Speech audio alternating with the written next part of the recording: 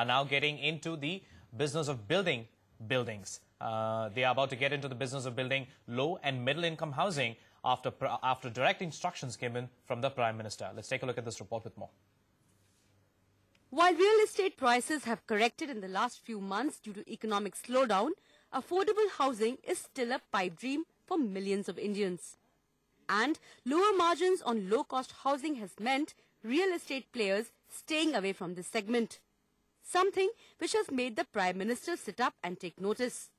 Dr. Manmohan Singh has now written a letter to the states to chalk out plans for affordable housing for the low and middle income group. The respective state government agencies will be provided land at affordable prices. All happen if the state governments are able to identify some land, but there will be a caveat. Caveat will be that the house then must be available at a affordable price, and it should be done through a transparent system so that. According to government estimates, India will be short of over 26 million housing units by 2012.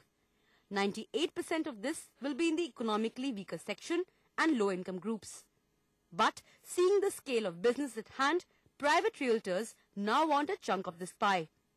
Provided, of course, they get better incentives like cheap land and some mechanism to recover their investments. There's an important role to play in providing low-cost housing. But I think the role is misplaced right now. I don't think the government should get into constructing housing themselves. It should be a public-private partnership model where the government's main role is to provide the infrastructure. Connectivity, metro, highways, power, water, social infrastructure, schools, hospitals, to facilitate getting all that infrastructure in place, and a private person to really, developer or a company to really do the actual construction. And I think so that the quality is maintained and delivery is on time, which is very key.